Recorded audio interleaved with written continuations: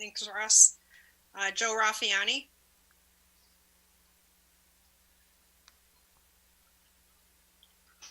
Jen Hoffman. Present. Thanks, Jen. Brian Yates. Present.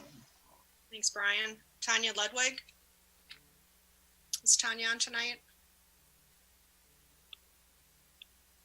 I don't see her. Scott McCullough. And no Scott. If they join later, we'll get them on the roll call.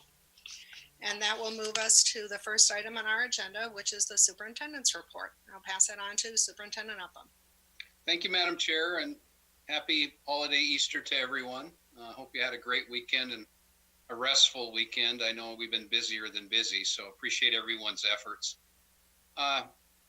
Tonight's meeting is the update from our executive directors, Madam Chair, and fellow trustees. So my superintendent's report will be fairly short. I will give a fairly extensive report next Monday evening talking about graduation issues, grading issues, and then moving forward as to what the remainder of the school year looks like.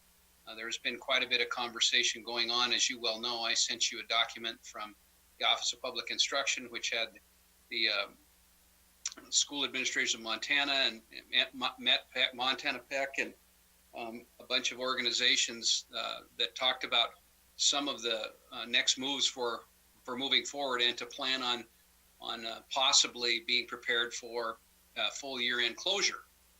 So I'll touch on a lot of those issues in next Monday's board meeting. We'll have a little more information probably at that time, and then Mr. John Felton, Chief Executive Officer, Health Officer for Yellowstone County, will be with us and share insights and thoughts on to what does that look like moving forward. So there will be quite a bit of information coming at us in the next week or so. So at this point in time, I'd like to turn it back to you, Madam Chair, for the next agenda item. Thank you, Superintendent Upham. And the next agenda item are the updates from your executive directors. Sure. I'd like to start off with Sid Taylor from Food Service. I invited Sid to share the information. And then Sid, please touch on the increase in the backpack meals that we have experienced and what we're doing with that on top of the great job you and your staff are doing. So Sid.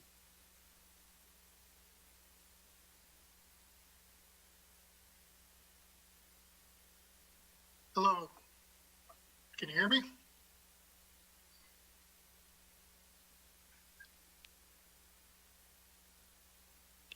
We just lost Sid. Sid, can you unmute yourself, please? There we go. How's that? Perfect, thank you. Oh, technology, I love it. So moving on, I think with us, kind of some of our updates that we've been experiencing is we've been adding additional sites, additional deliveries as we've been moving forward. As we've experienced, we've been getting a lot of relief from the USDA and OPI, allowing us to expand our services in these times. So one of the things that we've done that we're updating on the website, I saw that Brandon had put a nice link on the homepage of the website for Sodexo Meal Services, where anybody can click on that, and it's our most up-to-date delivery times and delivery locations. So starting today, actually, we were in service today. We provided, we started a new West End delivery truck, and then we also have our Heights delivery truck, in addition to all of the other sites that we've been serving curbside at. So one of the things that we're finding is we're trying to spread out to where a lot of these parents and family members cannot get to the sites to get meals for their students. So we've been trying to expand as much as possible. And when we hear of parents or anybody who's in need of getting meal service delivered to them, if they could just call our office, and the phone number is on the website, and we would arrange to get a delivery to them. So that's a couple of our updates as far as our delivery locations and our standalone sites. In addition to that, we are now starting on Friday. We're going to be offering meals for the weekend as well. This is in addition to the backpack meal program, which the backpack meal program is a separate program that's run throughout the school year for families that are in need to have a backpack meal to take home with them. During these times, we find that we've been giving the backpack meals to passing them out, since school's not in session. So these families are still getting the backpack meals. We've seen a great increase in need for these backpack meals. So we've been working with Jenny Mermel and the Education Foundation, with Krista Hertz. All of them have been doing a great job of making sure we're getting these backpack meals out and having them available and out to the families who need them. And so starting this Friday, in addition to that, we are also going to be providing breakfast and lunches and a backpack meal for any family that requests it, starting on Friday. So that's going to be moving forward. And after that, I think, it's kind of unfortunately becoming kind of normal now to be serving like this, but hopefully we will, if we need to, we will continue to do this throughout the rest of the school year as we roll into the summer feeding program. And hopefully we are back in session, but if not, we're ready to continue to expand and grow as needed throughout the community. So that's what I have. Thank you, Sid. Questions or comments of Sid? Quiet group tonight. Thank you. You are, again, one of the people on the front line that are delivering critical services to our students and their families, and we very much appreciate all of the work that you and your staff are doing to help our community, our school community, and our community at large. So thank you very much, Sid. And I'll pass it back to Superintendent Upham.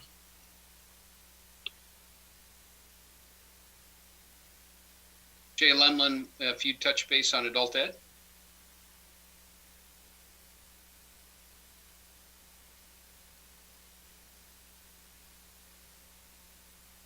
Can't hear you, Jay.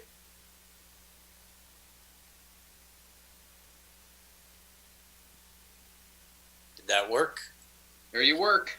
All right, so all of our staff is communicating with our students, and we do have some students that have not reconnected with us since we've been out of school and doing things remotely, but we continually reach out to them.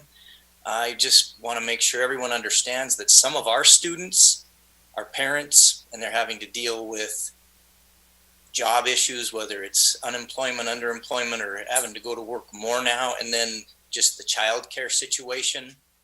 My staff knows that, they live it, and so they're making sure that our students understand, even if you're not connected to us now, when it's right for you, we're here for you. And so every one of our staff members do have students that they are working with, and we're using platforms online, and we're making paper pencil products available to them, and we're doing drop-offs. So teachers have individual lessons videotaped on their own websites that students are accessing. Our ESL population has a very difficult time learning without interaction, and that teacher is making sure that she is doing Zoom classroom sessions multiple times each week. So anyone with a desire, we're giving them opportunities. We're here, we're available. The federal government late last week did come out with a memo indicating that they're not making any determinations for funding for states next year because of the data not being normal with the virus. And our state director right now is not worried about that. And as far as our local program, I'm not worried about that, because up until the time when we were turning in our data, our performance data was excellent. We were looking very good. And so our biggest issue now is to move forward. We're going to have to find a way to test people. They have to take the TABE test. Our testing room has been shut down, and once it's safe to do some testing, we're going to open it. We have asked about some virtual testing, and the feds have not determined how that would work. They're looking into it, with the testing company for us to do the pre-test for people to start our program. And then once we're able to open up our testing again to high-set people and for us to do post-testing to make educational gains. Until then, we're just doing what we can do. And Questions for Jay? yeah, thanks. Jana. Jay, I always look forward to adult graduation. And I'm assuming that that won't happen this year, but what about your students being able to complete their requirements for graduation? Are you looking at lower numbers this year because of this? Yeah, we are looking at lower numbers. Our numbers were good up until closure, but we have to be able to open up that testing room for them to complete the high set exams. And people are reaching out right now wanting to know when that's going to happen. I've started a spreadsheet with phone numbers and emails to contact them to let them know when we're planning to open that, so that they have that person-to-person contact to invite them back into the testing room to finish up. And then as far as a graduation ceremony, my staff is pretty adamant that they want to recognize this year's group of students probably in mid-October, before the teachers convention of the next school year, to have a graduation ceremony for them, if we can work out those logistics. Other questions of Jay? Thank you. I guess a question I have, and I don't know if it would be for you or for Superintendent Upham, is there a consideration if you do not get all the students tested prior to the normal end of the school year, that you would be able to extend testing beyond that into the summer? Oh, yeah, absolutely. So each of our students can test at any time, and we give them a deadline to be able to go through our graduation ceremony, and they have to pass all 5 tests before we will actually let them walk the stage and be part of the ceremony. But if one of them were to pass the test a month later, they're invited to the next year's graduation ceremony anyway. Okay, thank you. You're welcome. Any other questions or comments? Mr. Lemlin? Thanks, Jay. You've done a great job with it. Thank you. Appreciate your commitment. Superintendent Upham, back to you. Sure. Thank you, Madam Chair. Mr. Ryder from Facilities. Scott? Yes, thanks, Superintendent. The first 2 weeks that we were closed, the custodians were in the buildings and doing a deep clean and sanitizing and disinfecting of all the areas. Since they've gotten through those areas, they've moved on to a maintaining program where they're going through the schools where we have some occupancy for whatever reason, whether there's teaching staff that comes in and grabs some supplies, they'll go back in those rooms and disinfect those again. And they've started moving on to some of the lighter summer cleaning type areas that they can get into. It's a little tougher right now with all the students. I don't know all of them, but there's a good number of students, personal items still at the schools and teaching supplies and teachers' belongings there. So they can't really go and dump out a room yet and start any of that, but they're working in the areas they can. Our facilities group, the grounds staff, has been out. They've gotten 2 toys installed, and so getting a jump on the summer. They're working on 2 more of them this next week, and they put a drain in at the Will James softball field. And as soon as they're done with these 2 projects, they're going to move into the summer on the grounds, the lawns and whatnot, and get the irrigation going. The rest of the group has been making huge strides on the work orders. They're making great gains on those, and in some areas they were backed up quite a ways, and we're gaining on those right now too. But we do have a lot of other projects going on with facilities that aren't necessarily done by us, but we have contractors out and about. The greenhouses at Castle Rock, Lewis and Riverside Middle Schools, the hail damage panels. Those will be going in this spring. They had to wait for a little bit warmer weather to deal with those panels so they don't crack and break. We have a gym acoustic project over at Burlington, and they're moving forward with that one. Mag door holders at several schools. We have Newman is complete, Riverside is complete and signed off by Fire Marshal, and Lewis and Clark is complete and signed off by Fire Marshal. At Bench, we're waiting on scheduling with the Fire Marshal to complete. The West High photovoltaics, they're moving along. The concrete foundations, the gravel and fencing are installed, and electrical work is 90% complete. On-site is still on hold. They're a little hesitant to bring their crew down to stay in hotels to finish the project. So we do have an extension from Northwestern Energy past the May 1st deadline, just to allow for any COVID issues that come along.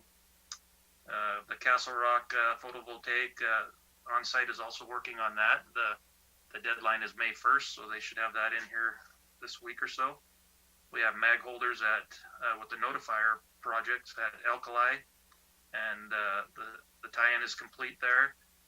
We have Central Heights and Sandstone, and they're scheduled to be complete, I believe, this week. We have intercom systems at Castle Rock and Will James. Castle Rock has been completed, and they started on Will James. They're due to be complete May 1st. We have intercom systems at Bitterroot, Boulder, Meadowlark, and Burlington, and Bitterroot is complete. The other ones are scheduled to be complete. Boulder at May 8th, Meadowlark May 15th, and Burlington July 1st. We also have intercom systems at Sandstone and Rose Park Elementary, and those are all scheduled to be done. Well, Sandstone is in May 22nd, and Rose Park is July 15th. We have an intercom going in at Miles, and its completion date is July 8th. The bleacher replacement at Senior High, we've had a lot of requests from the contractor to begin work early.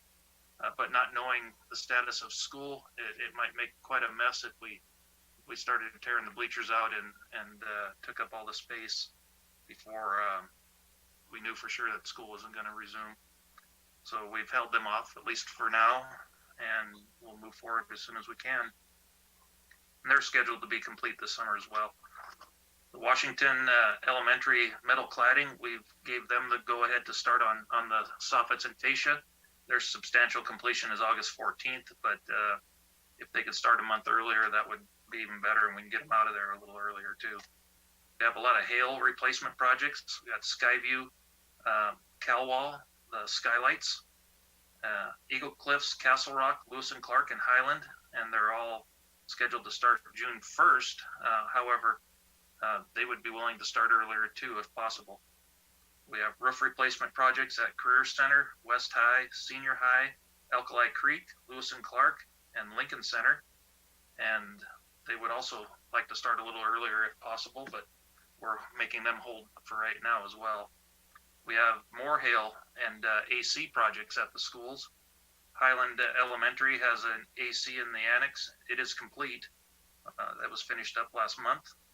Poly Drive has a chiller replacement, expected to be completed. I think it's complete now, but it's expected by mid-April. Lewis and Clark has a chiller replacement. They're holding on that one just because the availability of the equipment, they're unable to get it for another month and a half yet. Broadwater, the exterior duct wrap replacement, it's been ordered. Castle Rock, hail damage, materials ordered. Beartooth Elementary has a coil replacement. Central Heights has a cooling project. And Rose Park has a chiller project. Rimrock Elementary has an exterior duct replacement. And Burlington Elementary has a classroom AC. They would be able to start on April 20th if we're going to allow them to start. We need to wait and see if it's going to be extended or not before they go. We also have 8 flooring projects at Broadwater, Bench, Boulder, Poly, Lincoln Center, West High, Career Center, and Skyview. And our other project is the green space at Castle Rock, and that's up for bid. The bids are due April 15th. I believe that's Wednesday of this week. So we should see how we're coming along with that and have a bid opening, and that should be on the next board meeting, the regular board meeting. Any questions? Any questions of Mr. Ryder? Madam Chair, I had one, Scott. I think it's a dumb question to ask if usually your challenge every year is time versus financing and funding. So, but I think one thing to point out just from that report, I don't want to use the word silver lining, but it really seems like the maintenance crews and your department, you guys are really getting to work, and you're finding advantage in some of the extra time allotted. Does that make sense as a question? Well, I kind of get it. They have not really the extra time, but they have, because school isn't going on right now. There's no programs. There's no athletic events. They're not preparing all those different items. They're not hauling around and really the work orders aren't really accumulating right now with very few people in the schools. So they are just making great headway on the work orders. And yeah, I guess if there's a silver lining, I guess that's what it would be. Hopefully they can get some of this backlog taken care of in a couple areas. But as far as the custodians, they're just kind of in a holding pattern right now where they can't really do too much yet. If we knew for sure school wasn't going to resume, it would be great to get in there and take care of some areas that they haven't had the luxury of time to take care of. But some of them require tearing down the rooms and really getting into them, and it's just really not appropriate right now with so many personal items in the rooms yet too. But I think everybody would like to see school back going again and finish out the year. But if it's not, it would be great to be able to get in there and get started on some of these too. I think maybe maybe less of a question and just more of an acknowledgement of the fact that you're right, because the custodial teams are in a holding pattern, but from carpentry, painting, I mean, all the things that you listed, grounds and facilities, I mean, it sounds like the teams are, I mean, they're getting a lot of things accomplished. So maybe not so much the issue of time or the silver lining, but just to recognize the fact that, I mean, they're out there seeing what can be done, what we can get it done, and what we can get ahead of for the next year, and time and opportunity more so. So it sounds like they're doing a lot of work right now.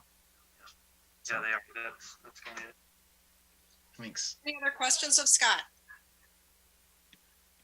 Brian, excellent comment. I think sharing that information with our community is really important. Silver lining or not, it's a great crew, a great work crew. And we appreciate what they're doing. Before I turn it back to Superintendent Upham, I see that Joe Raffiani has joined for the record, and Scott McCullough has also joined. Mike, Leo, or Tanya, have you joined yet? Make sure I didn't miss anyone. All right, thanks. So with that, Superintendent Upham, I'll turn it back to you. Thank you, Madam Chair. At this time, call on Mark Wall.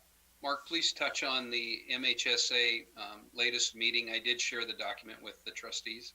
Yes, thank you. Good evening. Just a couple of things. The MHSA board met last week. Dave gave me a call after that board meeting.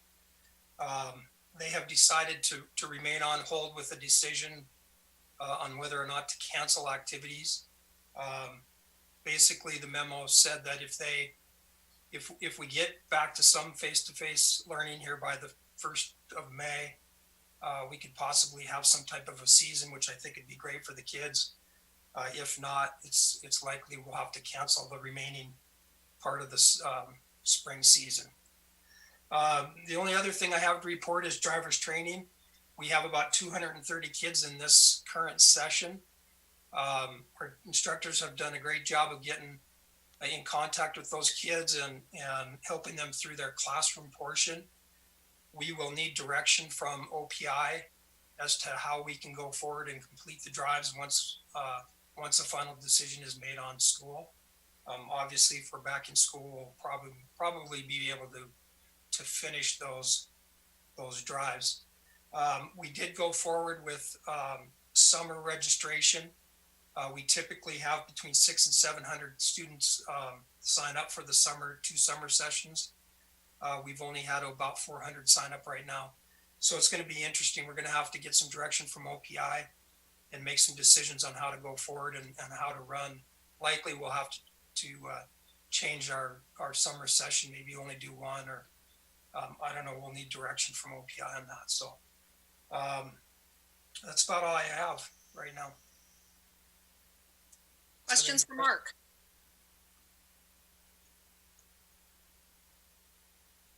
Looks like you've answered all our questions. All right, thank you. Appreciate it. Superintendent Upham? Sure. Jennifer Smith with Indian Ed. Jennifer?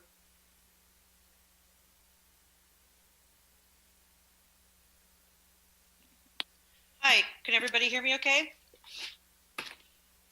I'll respond. I can hear you, so. Great. you Okay, go. thank you, Greta, Madam Chair. A few updates. I'll start with Sue Runkle. She commented that her numbers of students haven't changed a whole lot. We do have a couple of some new students to the district that she's been hearing from, and our schools have done a really nice job of even without having met the kids, getting them connected and getting them busy with work online. She is concerned about what's called precariously housed families. Those are families that are at risk or on the brink of becoming homeless. The governor has issued a no evictions order, but she's concerned that some of our families could get so far behind in rent that they're going to become homeless once that directive's lifted. Sodexo needs a shout out again. She followed the mobile food truck last week with backpack meals. Without those Sodexo employees are just so respectful. Their cheerfulness, their upbeat, positive, they're recognizing their families and acknowledging them. We just really appreciate Sid and his staff and all they're doing. It's really critical, particular to our at-risk populations. She got a donation of some K-3 books from Hope Mountain. She'll be sending those out at meal sites as well. Regarding our English language learners program, I went with some of our coaches for that. We visited some families that we've been unable to make contact with, and we're able to track them down. They've started offering office hours for online one-on-one tutoring because some of our students are struggling to get work turned in. We do have a high number of our ELL students who are failing classes at this time due to not getting missing work turned in. So they've sent out a letter to the families through US mail, just as another avenue to let them know they're available, they're online, they're wanting to help, because obviously the language barrier creates an even bigger issue in terms of these students being able to get those pieces done. So they are offering one-on-one tutoring and making time for these kids to visit with them for specific assignments. Through our Indian education programming, what we've discovered, which is pretty exciting, is that a vast majority of our kids are connected online. I'm hearing reports of 90 to 95% are connected online. So kids that are doing, and Spectrum has done a tremendous job of getting families connected with the free 90-day connection. I have not been making as many deliveries because most of our families have devices, they have connection. And I've been delivering to any schools, any kids. So I think that's a good representation of our student population, all ages, K through 12. So that slowdown tells me that people have what they need for the most part. They're still doing packets. They're still doing a few pickups for those families that need that. That's happening still quite a bit at our title schools. I've still done some drop-offs for that. Lots of attempts at making contact. What we're struggling with at this time is motivation. Families do know how to get online now, how to be connected. We're struggling with students staying motivated. So our families that had kids that were doing well and were quite successful at getting assignments done and turned in are continuing to do so. Our families that we considered to be at risk and were struggling on different levels continue to struggle. So in that regard, it's not necessarily surprising. We're trying a few things. McKinley, for example, is trying to do sibling contacts so that we don't have 4 different teachers calling the same home if there are 4 kids from that school. So they're working together in order to make that more efficient. They're offering incentives to kids who are turning work in, and looking at doing a raffle, something like that will encourage kids to stay involved. We figured out that at our middle and high school level, it's better to contact the student directly instead of the parent. So we've gone to the parents and gotten the numbers for the students so that we can connect one-on-one with the children, with the students, and ask them what kind of help they need. Without exception, parents are appreciative. They're very appreciative of the teachers' efforts to contact and connect, of our contacts. We have people reporting they still feel connected to the schools. They're loving the extra things that teachers are going and doing, like the parades have just been a real boost and support. The videos the teachers are doing, the fun videos, all the extra efforts, they are making a difference. They are providing motivation for our families and our students. And that's all very much appreciated. We have some students, Tumbleweed has been delivering some food boxes for them to make sure that there is no food need out there, although Sid's addressed so much of that already. And then what we're finding also is that we've kind of become informal counselors as well. So when we're visiting with families, we're giving parents a little bit of a chance to vent a little about difficulties of homeschooling and being able to provide those services for their children in the wake of everything else they're trying to do in terms of, earning money, keep a job, or if they're out of work and those kinds of things. So just somebody to talk to maybe to keep some of the isolation at bay, and the kids miss their friends. So the good news, the connection's definitely there in terms of devices and internet. So we're kind of just back to business as usual in terms of helping those families that were already struggling a bit and trying to provide whatever assistance we can from a distance. Thanks, Jennifer. Questions or comments from the board? I had one question, or actually one comment, and perhaps a question out of that. I think. Oh, there you go. I think it's one thing I hear in that, Jennifer, through your department, everyone you mentioned, and then I hope Sid takes back and passes on to the people that's necessary to have a genuine, compassionate connection with people day in and day out. That's a real accomplishment. And I mean, we're seeing that, all across the district. You get 17,000+ kids, and I don't even know where the count for employees, and then you count in Sodexo and paraprofessionals, just all the people that are involved. I think it's very, very important so that, to recognize that the people who are out there doing that work in your distribution points, that the feedback that they're giving, that Jennifer's able to get, is that it's a compassionate connection day in and day out, not just from recognizing them, but you can't fake genuineness. And I'd like to see that. That'd be great to see that some of that credit get passed back on to them, if they can see it. And then Jennifer, when you were talking about the incentive prizes for turning in assignments, was that in a specific school, or was that a specific program? I got that information. That was a specific school. I got that information from my home to school coordinator who works at McKinley. So Nikki Trahan, the principal at McKinley, her teachers there would be the people to ask specifics. They were looking at maybe doing a raffle, trying to figure out how to get those students who are either active online or actively turning in packets involved so that they could do something prize-wise for that. And if that comes about, I'd be happy to do deliveries for whatever. But just something to keep the motivation going. I think that's one example, but I think it opens also a door to think outside the box in terms of what are some ways we can, provide some rewards for our kids without having them right in front of us, or just to show them that we see what they're doing. Now, I think that kind of answers my question, is that if there is a door to open there, how we would get that out to the community and find sponsors and people who are willing to contribute to that. I think that's a seed of a really good idea. So thank you for sharing that. Absolutely. And I want to echo what you said. One of the things we're seeing in this difficult circumstance is the humanity that's coming through.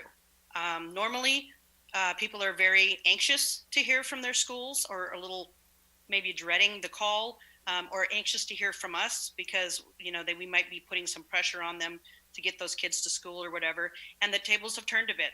They're happy to hear from us, happy to have us asking, how are you doing? What do you need? Good to hear from you. So if there's a positive that can come out of all this, it's absolutely the connections and relationships. I agree. Great, thank you. Anyone else? Jen, I enjoy your reports. I appreciate the creativity that you and your staff have as far as reaching out, particularly to our at-risk kids. I like the idea of the cooperativity of the teachers working together. So there's a one contact point to reaching into the students, the children in the homes, and also that you've moved it forward to speak directly with the students in the middle schools and the high schools, interacting directly with them. Very creative, and it's making a difference. And I appreciate the connections that you folks are making. So thank you very much. I'll share that with my staff. That was their, they figured that out pretty quickly. That at the middle and high school level, the parents are kind of shrugging and saying, boy, they're going to do what they're going to do. And they're surprised when they hear from us directly, because the parents have given us the number, and they're actually excited and looking forward to hearing from us. So yeah, my staff has gotten creative, and I appreciate that feedback. All right, thanks, Jen. Anyone else? And with that, I will turn it back to Superintendent Upham. Thank you, Madam Chair. Brandon Newfer. Good evening, Madam Chair and trustees. Spring is brief. So we have about 5,000 pieces of equipment. Brandon, I can't hear you very well. Can you hear me out? Perfect. Yes, thank you. All right. Good evening. As Greg has briefed in the past week or so, we have about 5,000 pieces of equipment checked out to students across the district. Help desk, my staff is currently providing remote support for the most part. They are going into schools as needed, but for the most part, they're providing remote support to the users out there. Over the last month, we've had about 700 help desk requests come in from the public, and that's mainly through the phone line we set up or our help desk email. For the public, again, if they're needing assistance with their computers that they've checked out, our help desk number is 281-5151. We also have an email address set up, help@billingstudents.org. Either one of those will create a ticket, and we'll have a tech that's assigned to the school that your student is at contact you for some help. In the past couple weeks, we've linked Zoom meetings up to Billings Schools domain. We've pushed out protocols and default security settings to keep meetings safe and private within district use. And we've also set up just more security features and tools such as remote support for Chromebooks, so that if students are having issues on their Chromebooks at home, we can actually remote into them from where our techs are and try to get them some extra help. That's about it for me. Questions of Brandon? Okay. Hi, Brian. How about this one? Yeah, because that was good. If you don't remember me saying it, I have 3 kids, a first, a third, and a 6th grader. So if I wrote this down right, the help desk number was 281-5181. 5151. Oh, good. Glad I asked. And it was help@billingstudents.org. Yes, that's correct. Okay, good. And you can you remote into a Chromebook that is not school issued? No, it's just Okay. Chromebooks that are school issued are the only ones that we can remote into. Okay. Well, I'll just work through the rest of my question list tomorrow when I call. Okay. Thanks. Brandon, how many calls did you say you have gotten? In the Needing assistance? last month, we've received about 700 help desk tickets. So that's only the reported ones. I wouldn't say that includes all the phone calls that we've received. Those are just reported help desk tickets. Thank you. Anyone else? Brandon, I'd also like to thank you for for setting up these Zoom meetings for us. It has made the virtual meetings really, I think, very effective and has enabled us to continue to communicate with our trustees, our executive directors and staff, our superintendent and our community. And I think it's a real vital link that you have assisted in performing for us. So thank you very much.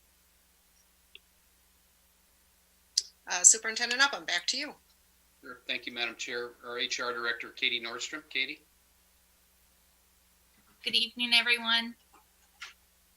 My HR staff continue to work remotely, assisting executive directors and building administrators with recruiting effort via Zoom.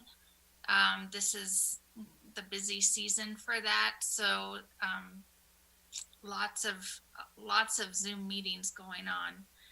We're currently investigating ways to do onboarding for new employees, kind of thinking down the road, not knowing when all of the shelter in place and different things will be lifted. So trying to think about what we can get accomplished remotely with new hires.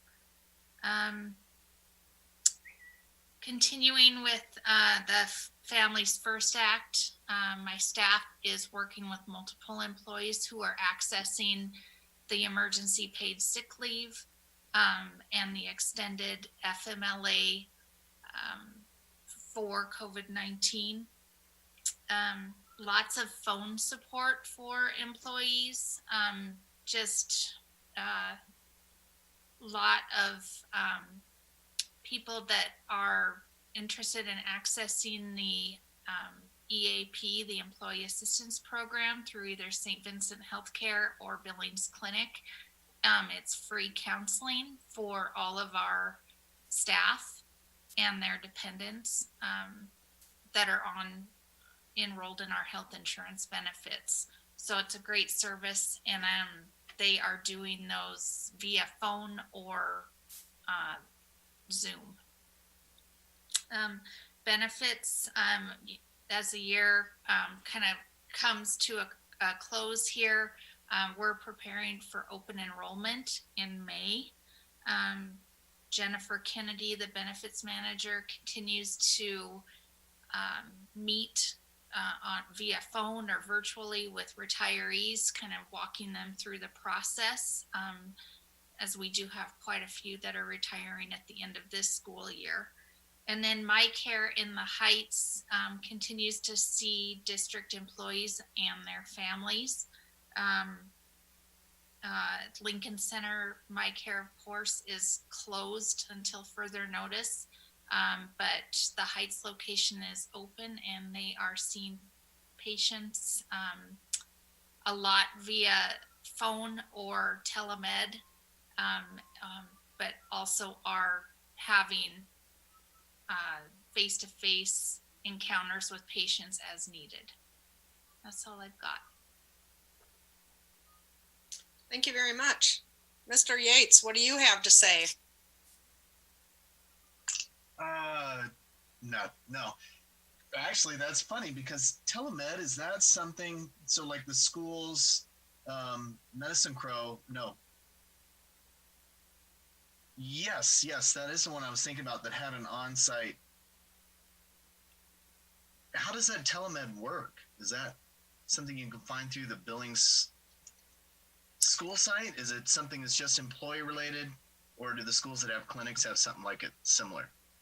It's a service that's provided through EBMS. It's a vendor that they work with that provides face-to-face encounters with a medical provider for our staff. And I can't, for the life of me, remember the name of it right now. Craig? Wellvia. Via, thank you. Yes. And so that is, the way they access it is all of the information is on our website under the staff Okay. portion. Just curious. Thanks. Thanks, Katie. Thanks, Katie. Thank you. Anyone else? Well, Superintendent Upham, back to you. But yeah, quite a few changes with assessment for sure and testing.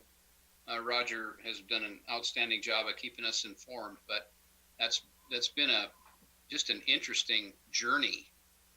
But I'm pleased with some of the testing sites and some of the platforms that we're communicating on a national level. I think it's pretty fair. Maybe Roger, maybe touch on some of that, please.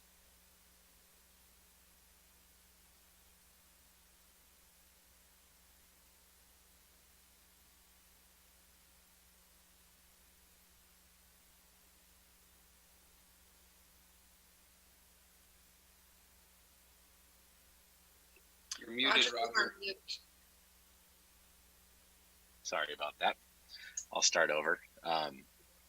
So to start off, on March 26th, the Board of Public Education voted to suspend spring testing requirements for the state of Montana. And on March 30th, the U.S. Department of Education approved that. So we won't have any requirements for testing for this year or accountability or reporting. We'll have a waiver for 1 full year. Along with that, OCHI and the OPI worked with the ACT to make sure that's still going to be an option to offer to this year's juniors. And we're going to look at offering that to them in the fall, in October 6th. So they'll still be able to take that prior to admissions requirements for scholarship purposes and things like that. They'll still have an opportunity to take that during the school day for free. But other than that, there won't be any required or really active testing for state requirements. Another big one that's come out with a lot of updates in the last week or so has been advanced placement testing or AP testing. And essentially what the College Board has been able to do within the last 6 weeks or so is develop a fully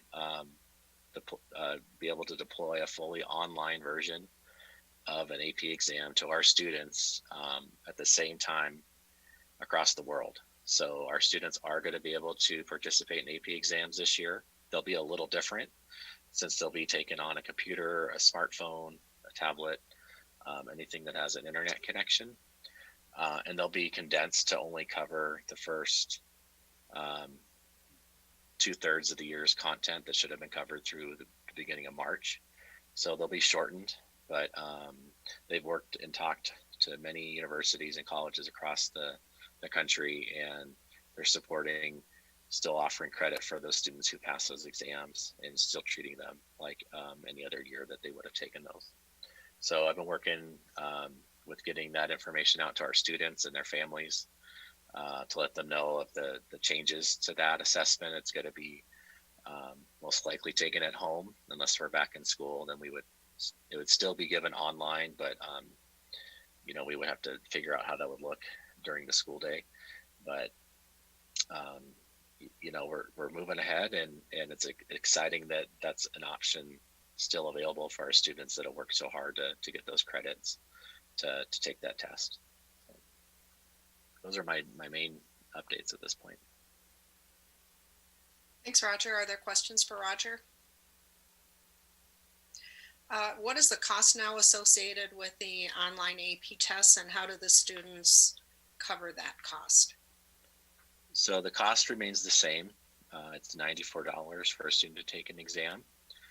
And although there might be a little bit difference, we don't have to pay a proctor or rent a room. The College Board did have to reach into their reserves to develop such a platform to deliver a secure test to students. So they're definitely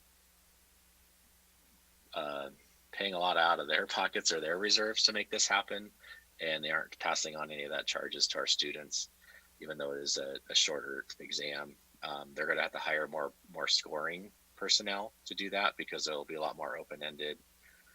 There won't be any multiple choice type questions there, so they'll need more readers, and so they are having more expenses. Students can pay for those exams.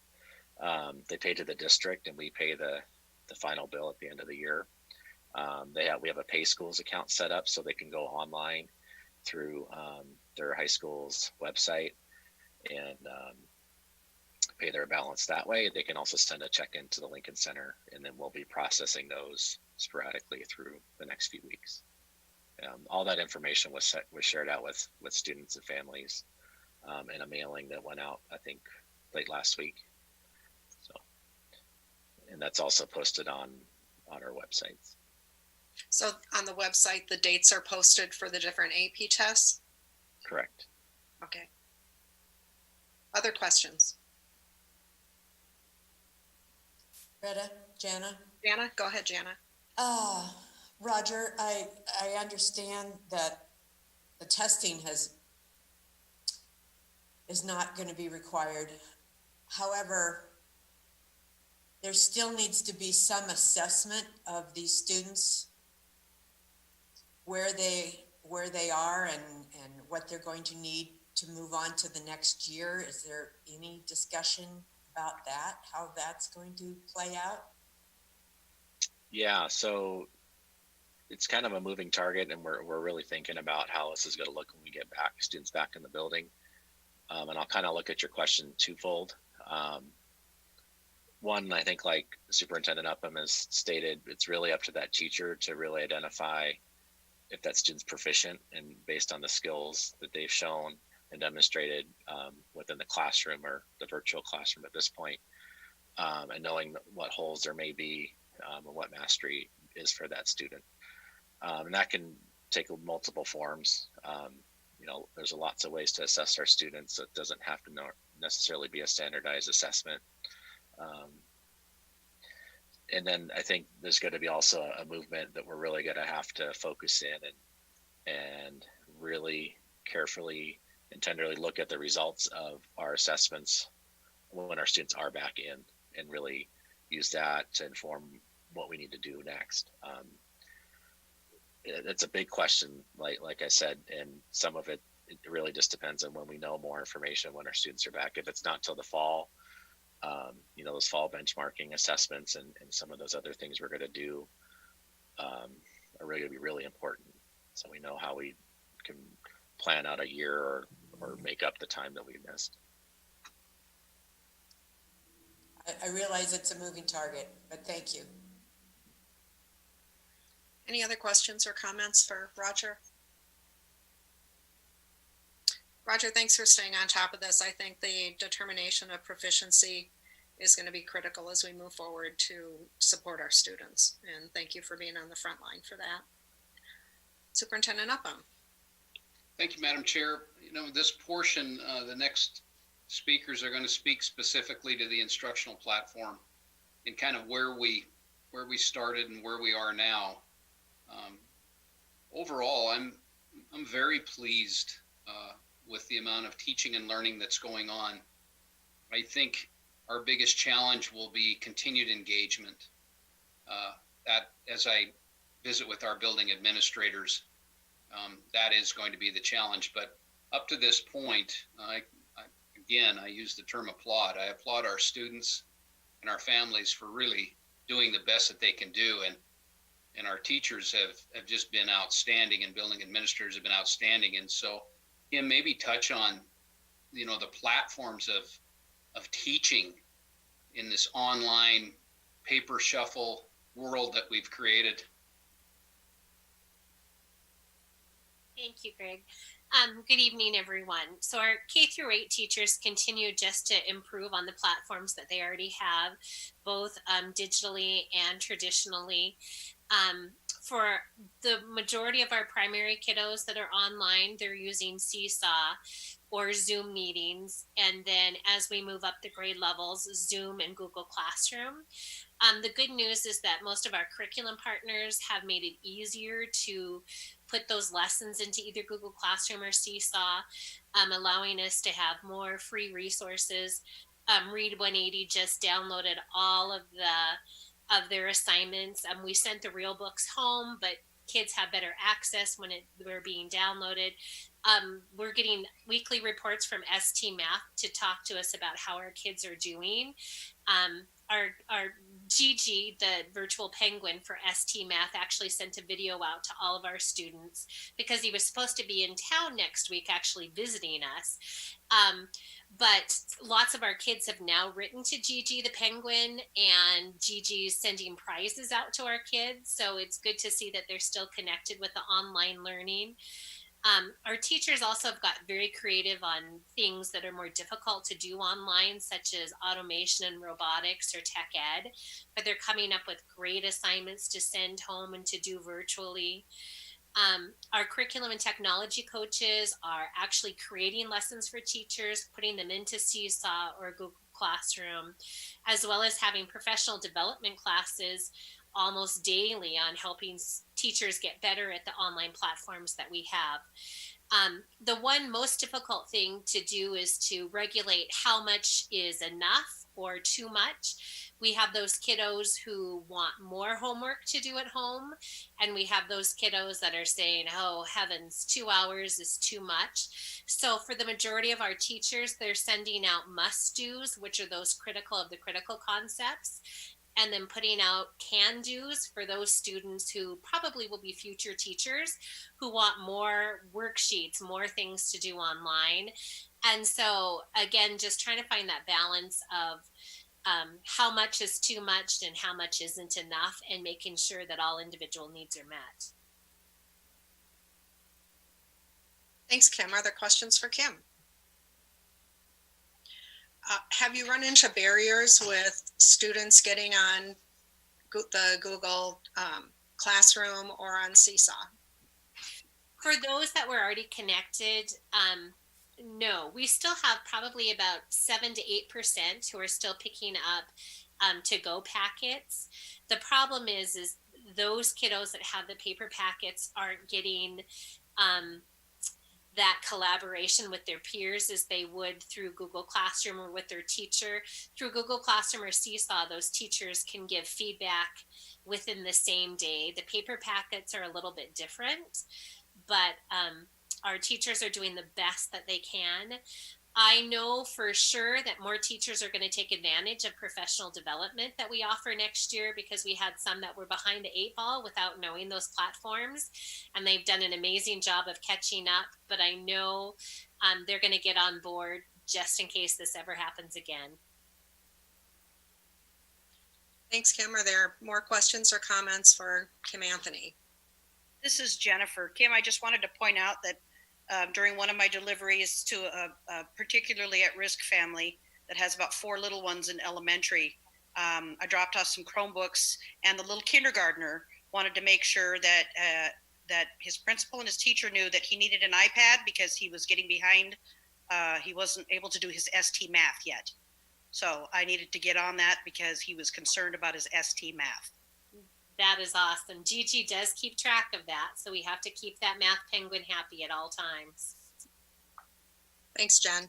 And Kim, thanks for all that you're doing, and please pass your gratitude, our gratitude, on to the staff for the work that they're doing. I know they're getting emails all hours of the day and night, and are responsive and and have really stepped up in this very unusual and challenging time. So please pass on our thanks to them. Thank you. Madam Chair. Yes. Is that Oh, Brian Yates? No, it's not. That it is.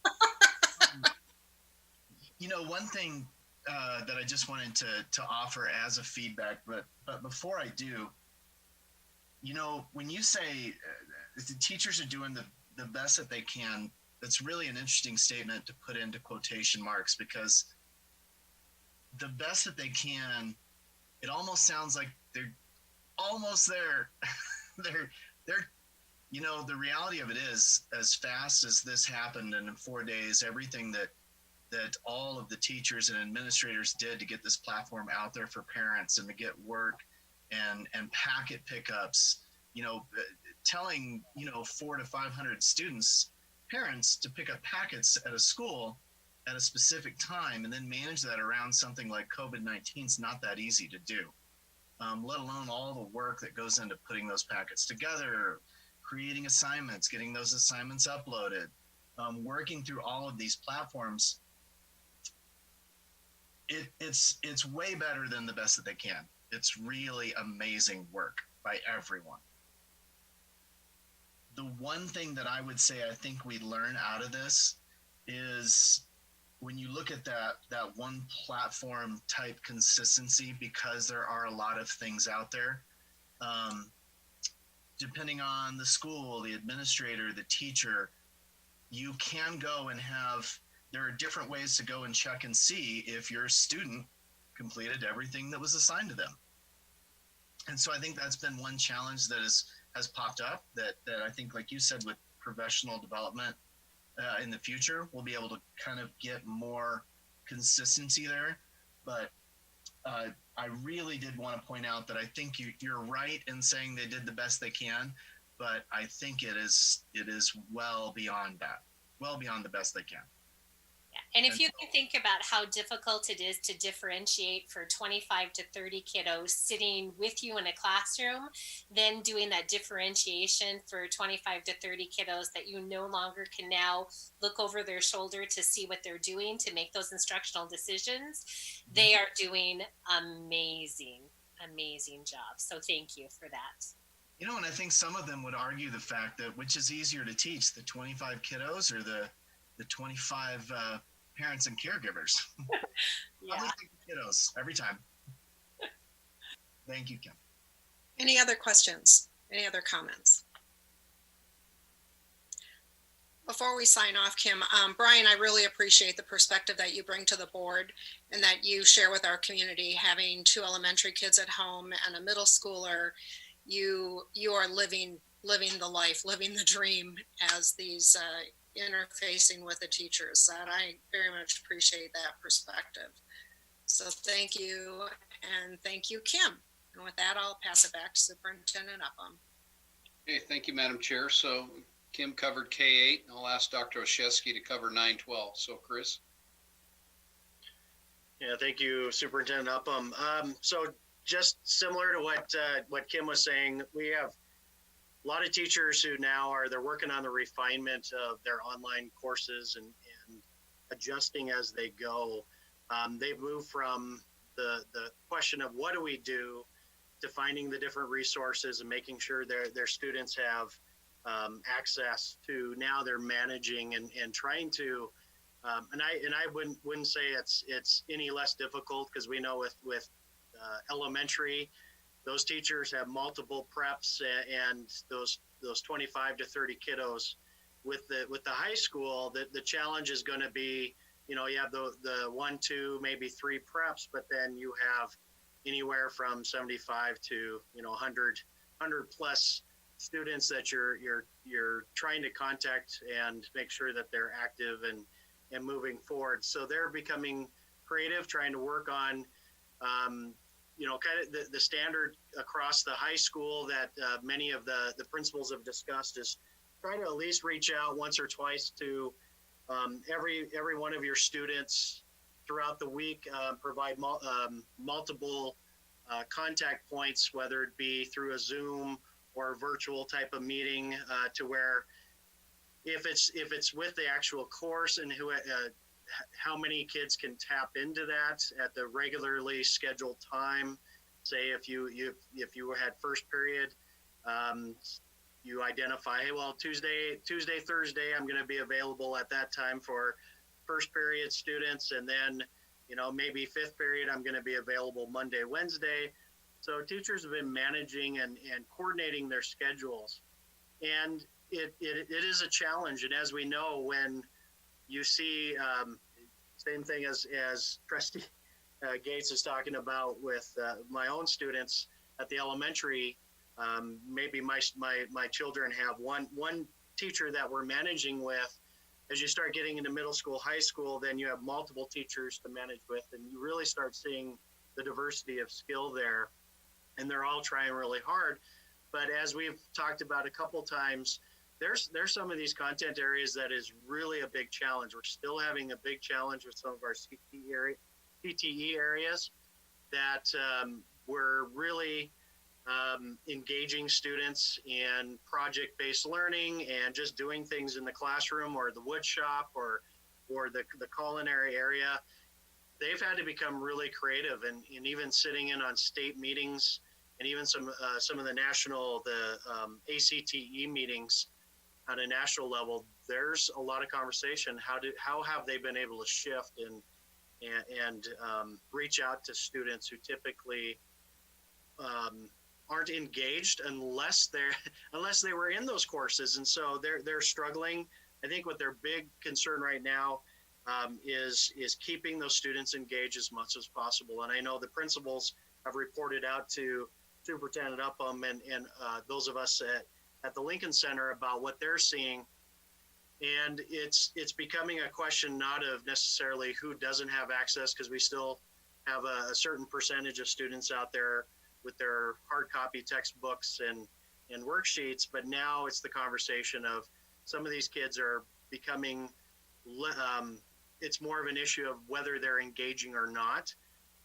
As these kids get older, there's many of them who are their breadwinners or they help with the breadwinning. They have part-time, full-time jobs. I know many of our teachers in conversations have shared out that kids are busy all day now. They're helping with the deliveries of groceries and they're helping make ends meet. And then they get on at night. And so many of our teachers are getting emails and phone calls and Zoom requests for the evenings. And that's been a struggle. So from a curriculum standpoint, I know we're working on the balancing of requirements and teachers getting together in their department meetings online and talking about grading issues, balancing out requirements.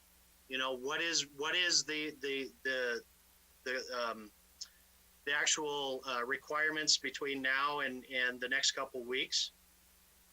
It's been difficult for us to get together online as a curriculum meeting. We have some curriculum committees still working with me, but as you can imagine, we've typically done that work, and Kim's probably running into this as well. We've typically done that work with a sub in the classroom, and we pull those teachers out for, a 5-6 hour day to work on consensus. Now they're engaged at all times of the day, and we're getting those teachers together in different meetings. But they're getting text messages from their kids, their students as we're going through, and so it's really engaging in smaller 1 hour meetings and trying to get as much work done as we can. The nice thing is a lot of those committees did a ton of work first half of the year, so now we're cleaning up documents, cleaning up curricular documents. The textbook reviews, as many of you know, with this time of year, the textbook reviews are now going all online. That's going to be a challenge, Madam Chair, because as you know, what we want to do is to bring forward some recommendations from the high school bond that the public was so graciously voted for us last year and supporting us. And we're going to continue to move forward with these reviews to get new resources in the hands of kids, and we're on their laptops now. But as you know, what we're going to be challenged with is getting those recommendations to the board in the next couple of months. And my question, we don't have to answer this now, but my question will be is how do we do that public review of that? Try to get that posted online as best as we can. We're also prepping for the PIR day that we had scheduled for March 30th, and working with the leadership team and Superintendent Upham, we're looking at a couple makeup opportunities that we'll refine probably tomorrow with our leadership team, and then get it in front of Superintendent Upham and Rachel and the BEA for a makeup session for those teachers who still need those hours. That's really taking up some time, and I know Jennifer Smith and Judy in the student services have stepped forward to help out, as well as some of our technology specialists at the high school that are going to step forward and provide some staff development online.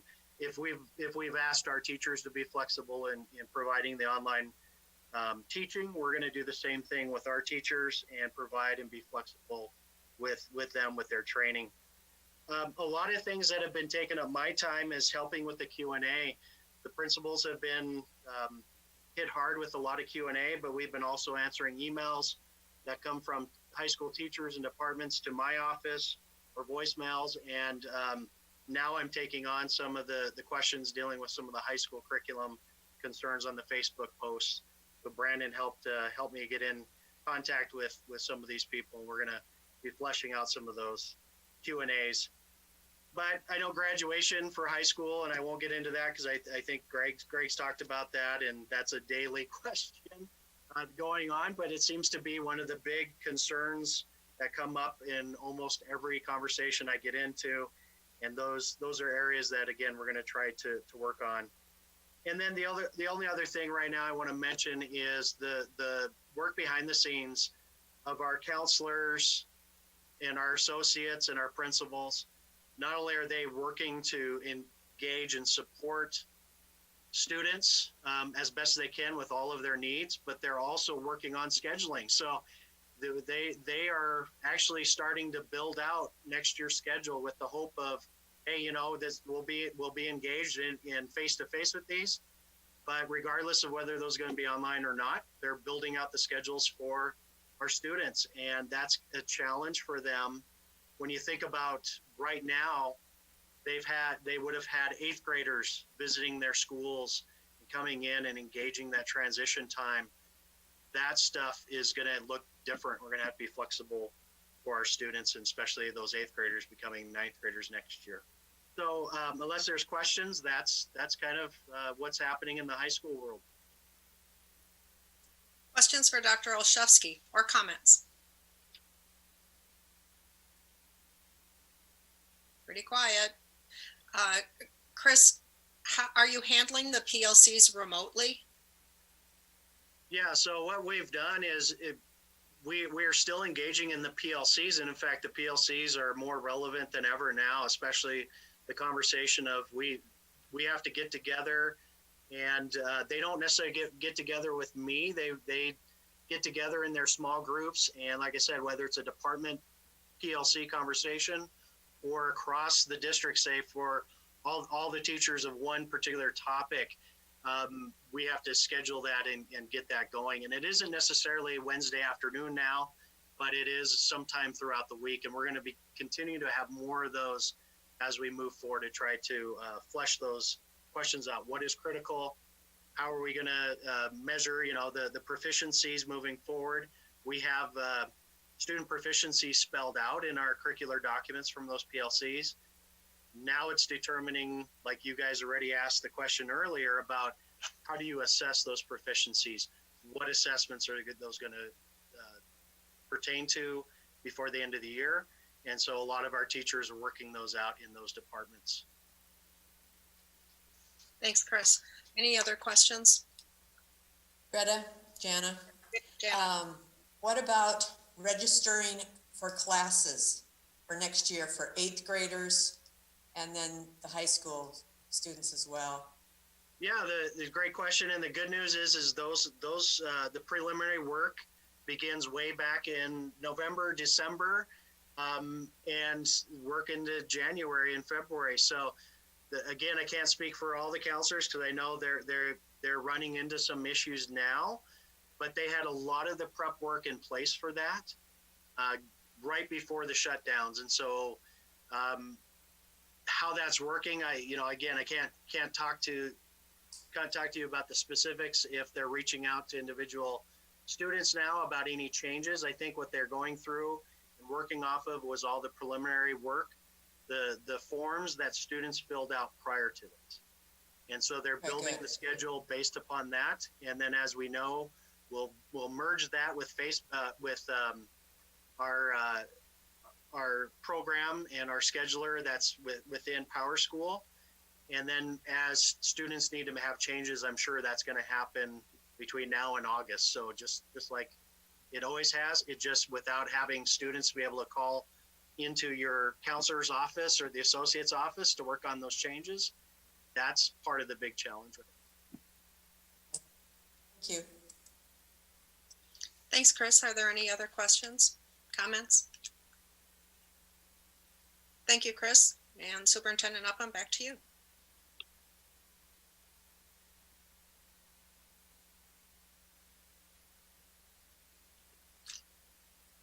Greg? Did I lose Greg?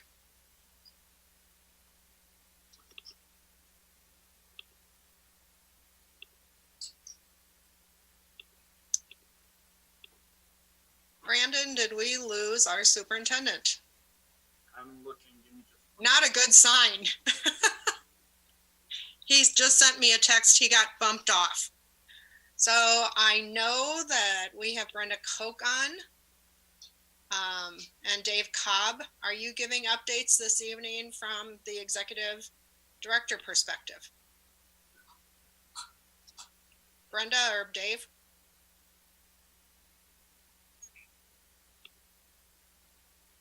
Dave, you're muted up. How's that? Madam Chair?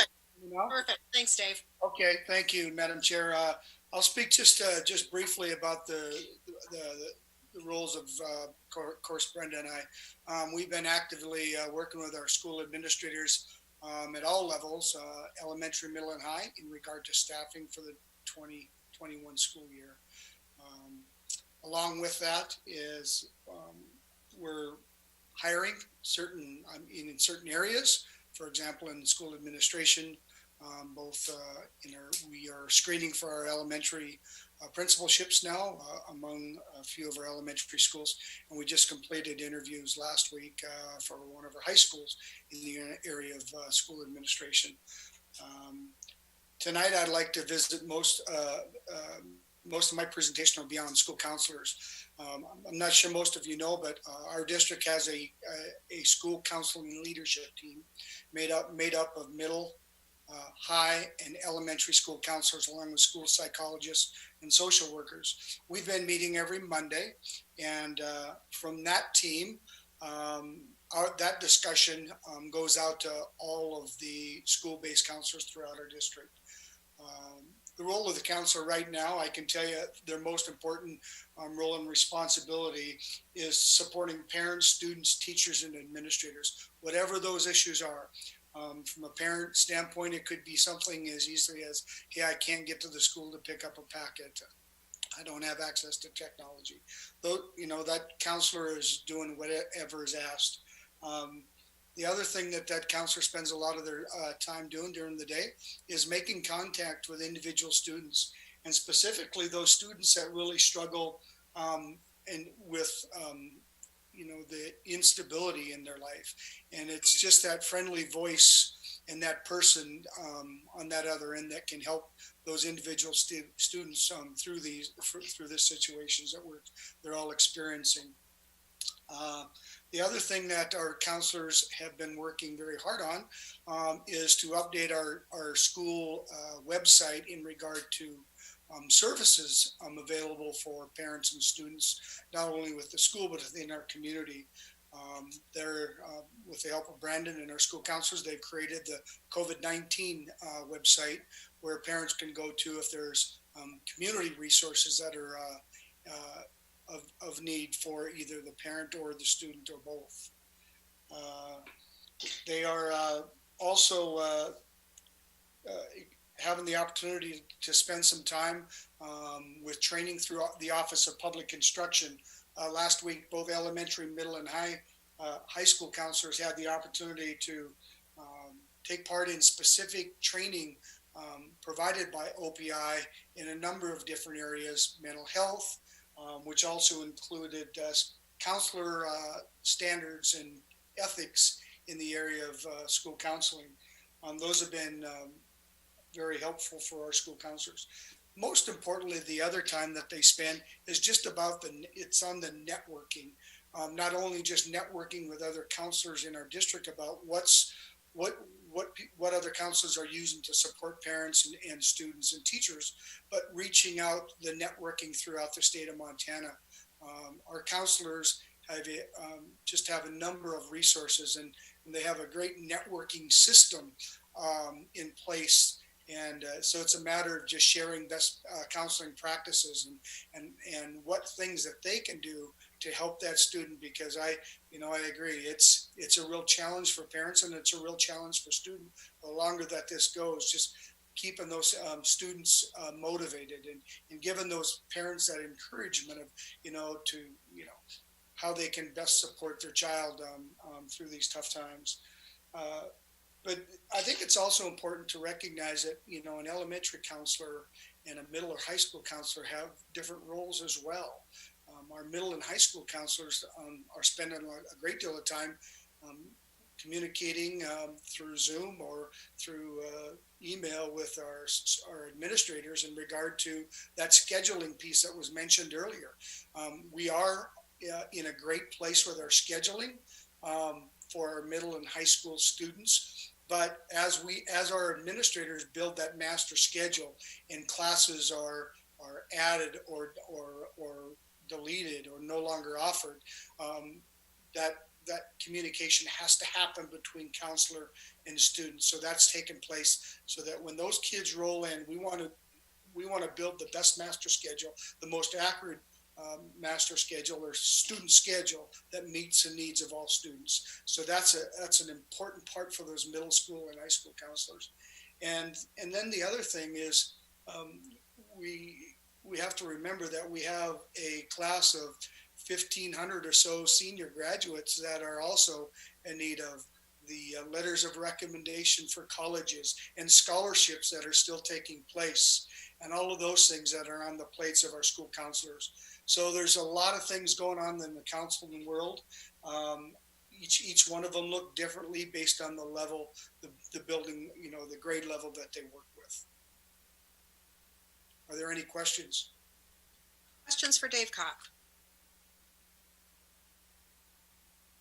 Please extend our appreciation to the counselors for all the work that they're doing. I know their plate is full when they have in-school session, but the virtual school makes it even more challenging for them to connect with their students.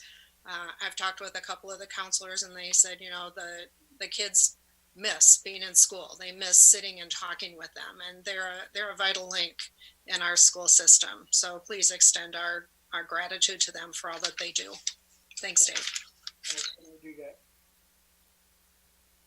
Our superintendent has been found, so that's good news. So Greg, I jumped ahead to ask Dave Cobb to give a report, and with that, I will give it back to you. Thank you, Madam Chair. Yeah, my internet's a little unstable, so internet and myself, but we'll stabilize out here. Bo Brunsma, CTE, Bo. Good evening. I've got a few updates on some things we've been working on. First off, when this all started to happen, the career coaches and I worked with Chris closely, worked with some of the principals in some of the CTE areas that he mentioned, trying to provide some supports for them, knowing that they were going to have a challenging time to take that project-based learning. It was going to maybe take a little bit longer. So we started to develop a folder that has CTE and career resources in there. The lucky part is a lot of what the career coaches and I came up with was stuff that was deliverable, whether you had a device or not. So it was, career exploration, academic planning, resume stuff, a lot of just resources. I think based off some feedback, some of the teachers took advantage of in those first couple weeks as they were trying to figure out how to, as we settled in for a little bit longer break, how they could keep their students engaged. So I want to thank the career coaches for that, because they did an excellent job finding resources that teachers found valuable. And I think based off some of the feedback, it was helpful to just engage students as they were trying to figure out what the rest of the year looks like. We've been on a lot of those calls for ACTE at the state level, at the national level, trying to figure out some of these issues. One of the big ones that we've worked on as a career team, along with Principal Anderson and Principal Schauf out at the Career Center, is the Cna Certification. We have a class out at the Career Center, actually 3 classes, I believe, that take place every day. It's a unique situation because the 2 teachers that teach the classes are one works at St. John's and the other one works at Advanced Healthcare. And they're with us for about an hour a day. And so them being in an industry that is obviously protecting some of our most vulnerable people, that having another job in that area, and then just figuring out what we can get accomplished with those students, knowing that they're not letting any students in for clinicals and those types of things. So we've been working closely with the help of OPI, who's a part of a national conversation on how to get CNA certifications done, as well as with the Career Center. And I think we've got a pretty good handle on how we can have those students finish that class, or at least get them as far as we can, and then set them up with a pathway that might lead into the summer on how they can obtain that certification. It was really important when we surveyed the students that they wanted to seek employment by getting CNA certification, or use it as a credential that they could, a stackable credential so that they could apply to college or, get into nursing programs, healthcare. So we really wanted to try to get them that certification, or at least give them a pathway. And so that's one of the things that we've been working on. And it's been extremely complicated, but I got to thank the principals out at the Career Center, as well as Miss Kavanaugh, who's one of the career coaches, who we've really dove in and I think got a pretty good path forward. Other than that, the career coaches have been providing some employment assistance similar to how they would, when they were in the brick and mortar school and students would come in. I'm wondering if we won't see that increase as maybe some students get closer to graduation in summer. I know that work was starting to pick up for them. So there's students that are just reaching out for, summer jobs and those types of things, helping them fill out applications. So they've been doing some of that stuff, mostly with students that they were talking to before this happened. But I'm thinking that we might see an increase in the use of some of those resources as we get closer to the end of the school year. And like Dr. Olszewski said, a lot of these students are, they're already working, they're the breadwinner. So they've been working with some of those students that they've placed in employment, just to make sure that they're doing okay, going with the work, the work school balance and some of that stuff. So they've been doing a really good job with that. We do have one cool thing going on. We had a career day that was supposed to be at Will James, that we were going to really start recruiting for the month of May after the Let's Get to Work career fair. We had a counselor, Mrs. Nicole Hamness, reached out. She was helping us do that event, and she actually had the idea of doing a virtual career day over Zoom meeting. So the students at Will James, we've sent it out to some of our Inspire Billings partners, and we've got pretty good feedback. And I think we've got around 10 people committed to present to our students about their careers and what it's been like to transition to working from home, and some of that stuff. So that's been a cool thing that we've been able to keep going. And then similarly to Mr. Ryder, we've actually done a lot of planning and some stuff that we didn't expect to be able to do until summer, until students are gone. We've learned a lot in this first year. We've been putting a lot of things on our to-do list for this summer. Including, getting a calendar together, some of the stuff for Perkins, the Advanced Opportunity Act, strategic planning, planning to switch over to Zello next year, a new version of our career exploration computer program. And so that if there's a silver lining, we've got a little bit of a head start on some of that planning that we were really waiting until the end of the school year to do. So I think that's mostly my updates, and I just have to thank the career coaches. This is my first year in the district. It's their first year in the district. It's been an interesting ride thus far, but they've been doing a really, really good job at transitioning and really trying to find creative ways to still be able to reach students and help them out. And so I'm really proud of them, and that they're doing a great work.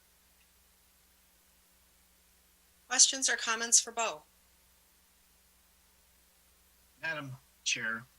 Yes, Trustee Yates.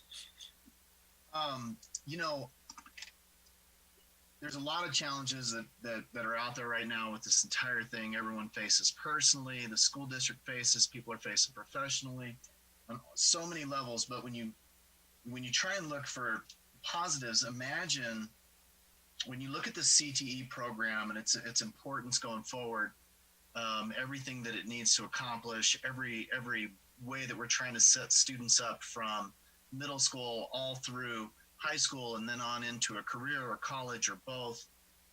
Imagine being in this spot right now without Bo and without career coaches.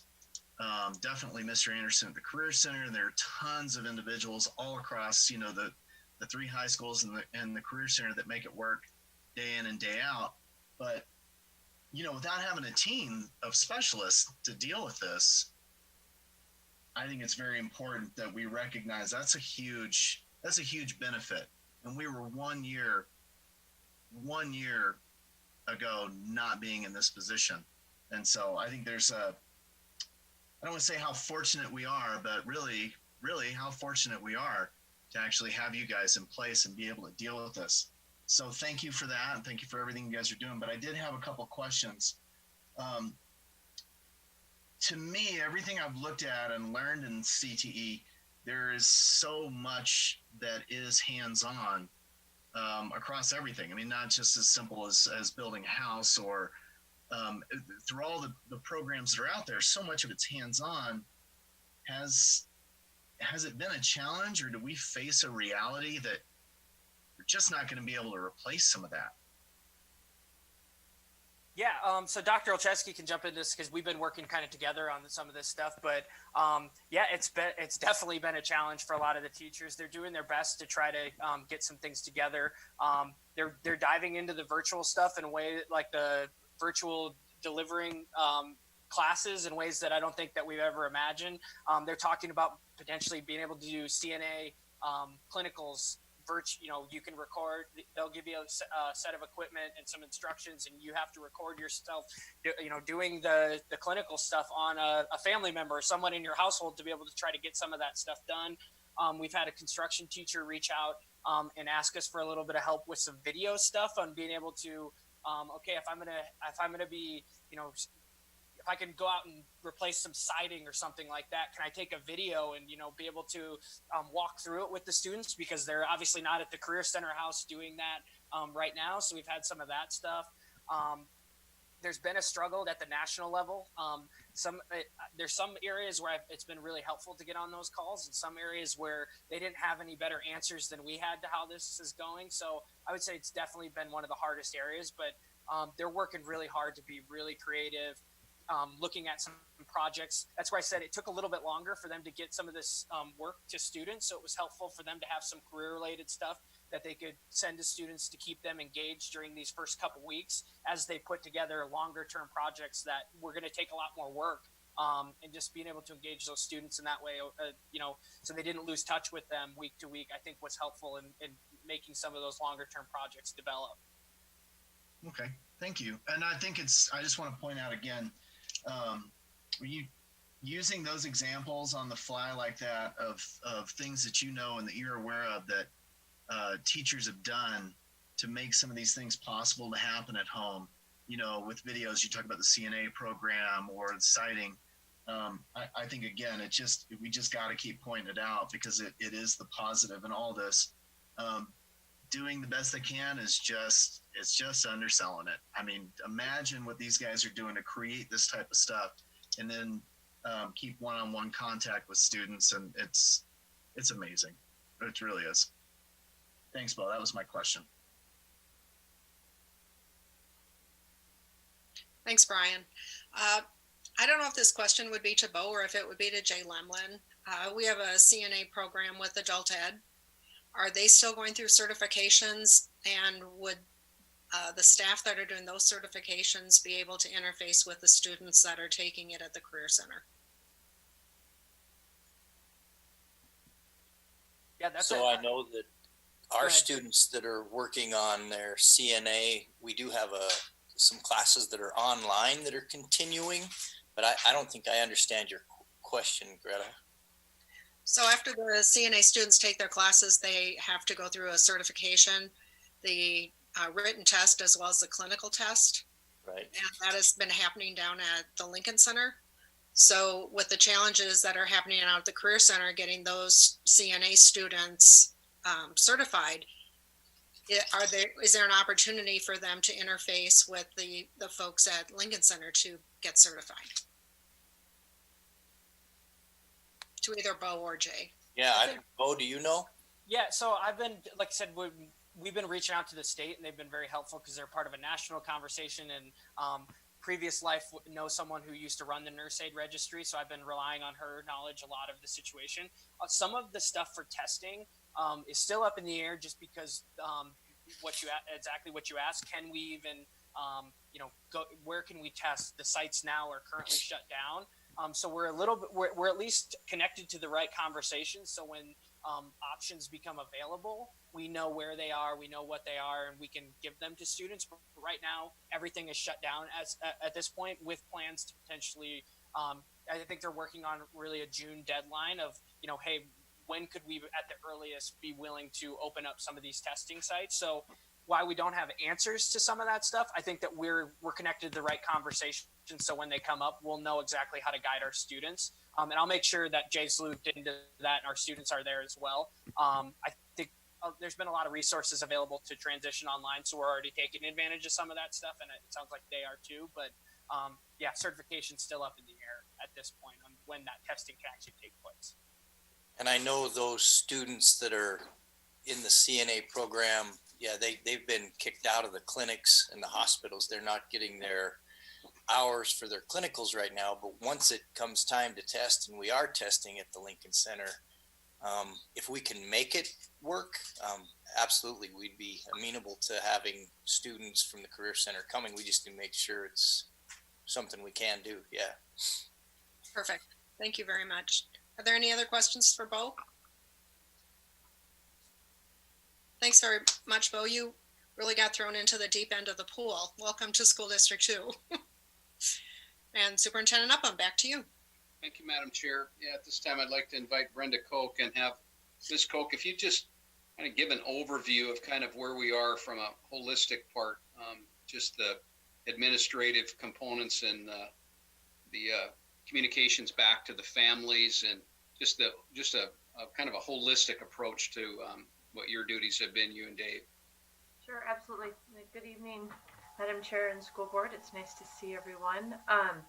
So we continue to have virtual meetings monthly with our principal groups, just as we normally would. A little different fashion. Agenda items certainly look a little bit differently now, but just we go around and check in with each school. Number one, to check on the well-being of our administrative staff and the well-being of our teaching staff, to see if there are any of our staff who may need some additional supports during this time, whether it be to perform their job duties or just some mental support, emotional support, because this is trying times for everyone. Then we also just field questions, really is what a lot of what we're doing right now, because there are so many questions that are coming at us all of the time, and collectively then answering those versus sending barrages of emails. One of the things that with this virtual learning blended platform is people are being inundated with hundreds and hundreds and hundreds of emails every day, and so we're trying to minimize that through conversations. So some of the things that we've been talking about here in the last month since our last report, first of all, a highlight is we've had multiple media journalists contact us for names of staff members that they can do some highlight stories, and whether it be through print form or through television, to highlight what they're doing to ensure that education is continuing. So I'm very excited about the fact that the community is wanting to know the good side of what's going on, and how hard our teachers and our students are working. All levels are trying to work to create predictable structures for our students and for themselves, so that the students aren't overwhelmed and the teachers themselves aren't overwhelmed, to the very best of their ability. And that looks a little bit different at each level, but they're agreeing. They had to play around with it a little bit, see what works, what doesn't, and now they're starting to agree on some of those structures. So I'm confident that that's feeling better in the home environment as well. We have rotating administrator schedules now in the buildings, where middle school and high school administrators are rotating. Someone's there all day, but not necessarily together. And then at the elementary, working part days every day, and then having their phone number available if any parents need to get a hold of them.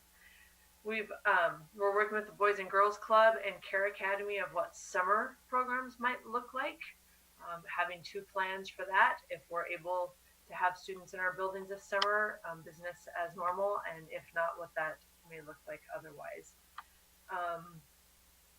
For the elementary, we're sending home take-home packets for those students who don't have access to the internet for the virtual learning, typically in 2-week increments, and each building has designed a model that works for them, whether it's parents coming and picking them up with a 6-foot distance, or teachers, staff running the packets out to the cars, or Jennifer Smith and her team have been awesome in delivering information, which she spoke to earlier, and we're very grateful for that. So any way that we can get that information in the hands of the students and the parents, we're doing that. With middle school and high school, we came to some agreements about what grading procedures would look like, because grades are important, especially at the high school level, because credit is attached to those. And so with the blended platform being new, we're operating under lots of grace and forgiveness. We're looking at assigned assignments, graded assignments, 2 to 3 per week, but that doesn't mean there's not additional instruction and learning that is continuing, but just trying to manage that workload again. We're indicating those missing students not completing assignments are issued a missing in Power School, kind of as an incentive for students to be able to get that done. But 0 grades are permissible at this time, with the understanding that all students will have the opportunity to amend grades, get those assignments turned in for full credit without hard deadlines. So we're, again, operating under grace and forgiveness, but still wanting to encourage students to be actively engaged and participating in taking responsibility in their learning as to the best of their ability. We're using Google Classroom, we're using Zoom, we're using the paper packets.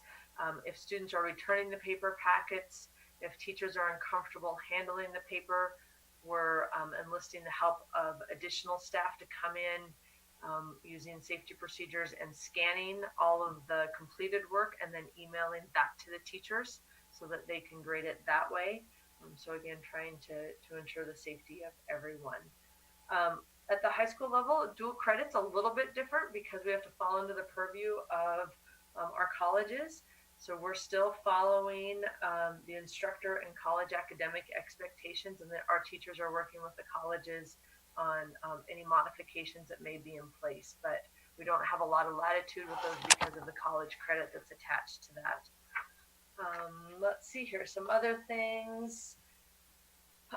Registration for middle school. We are sending out registration forms that are we agreed upon last week, and we had 2 middle school principals really take that on, and associates, and got a draft done that Dave and I approved, and so those will be sent home to all 6th grade families this week, so that they can start registering that way. They will return those registration forms to the schools, and then schedules will begin to be designed. Unfortunately, we won't have any 8th grade tours this spring in our high schools, so the high schools are going to attempt to do some form of a virtual tour of the buildings. We're not sure the quality of that, but they're going to try to do the best that they can, and then we'll post those virtual tours online so that students can at least watch them and get a feel for the building. And then the high school principals wanted us to make sure to let students know that the buildings will be open in the summer, and people can come in and take some tours on their own, and then we'll host a parent meeting in the fall in August before school starts.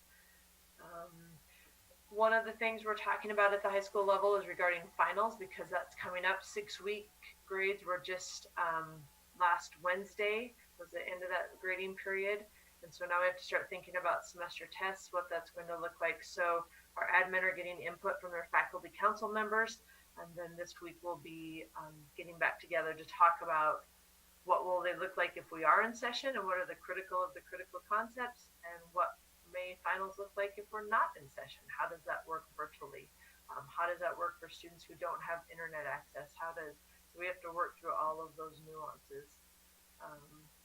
We're still planning on staffing letters going out early to mid-May.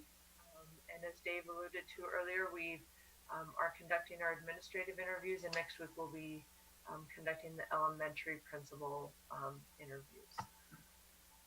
As far as with Title I, last week we had our meeting with our non-public schools who wish to participate per ESSA guidelines. We're still working with the state to find out more about the CARES Act and how that impacts our non-title schools and the ins and outs of that. And so I believe Superintendent Upham alluded to that last week in his report, but we're still waiting on more information on the CARES Act for Title I. Are there any questions from the board? Questions or comments for Brenda Koch? Brenda, would you explain what you mean by blended platform? Sure. Yeah, so Thanks. the blended platform is just, that's a term that we've coined, that we have teachers who are, and this is why we're just in awe of what our teachers are doing. They are having to instruct in multiple forms. And so that blended platform means it may be virtually and it may be paper packet, and they may have 1/3 of their class and one platform being the packets, and they're trying to provide feedback and as quickly as they can in that situation. And they're also preparing on lessons and delivering instruction on the virtual platform. So it's blended that way. It might be that a student doesn't have enough bandwidth to be able to access all the videos or to be able to upload large documents. So they have to turn those documents in by hand. And so it's just this variety of instruction and learning that we're calling blended, because there's no clear definitive line between how that works and what it looks like. And it's very individualized for each student and for each teacher. And we have teachers who may not have enough bandwidth to be posting videos or instructional videos that way. And so how is it that they can develop cohesive and meaningful lessons, and how do they get that presented to their students? And so we're giving them lots of latitude to be able to work within their own means, knowing that they are professionals and they understand what is best for students. And as Chris said earlier with the PLCs, thank goodness we have those in place, and we've identified critical concepts and proficiency scales, because that really is guiding the work and the discussions for what is it that is absolutely essential that students need to know by the time that school is done, and how are we going to assess that. And that's really at the heart of what they're working on at this time, so that if we have to provide any other additional learning opportunities, we can easily identify what those gaps are in learning. That also brings about summer school. For high school, we'll continue to have our credit recovery program. We'll have two plans: one normal business as usual that we've always run in June and into July, and then we'll come up with a plan of what that might look like virtually as well. And again, it may be another blended type of a platform. So that's did that answer your question, Greta? It did, thank you. Any other questions for Brenda? Thanks for the hard work that you're doing supporting our principals and our teachers. It's appreciated. Thank you. They're amazing. Superintendent Upham. Thank you, Madam Chair. And the last two presenters will be Craig and Judy.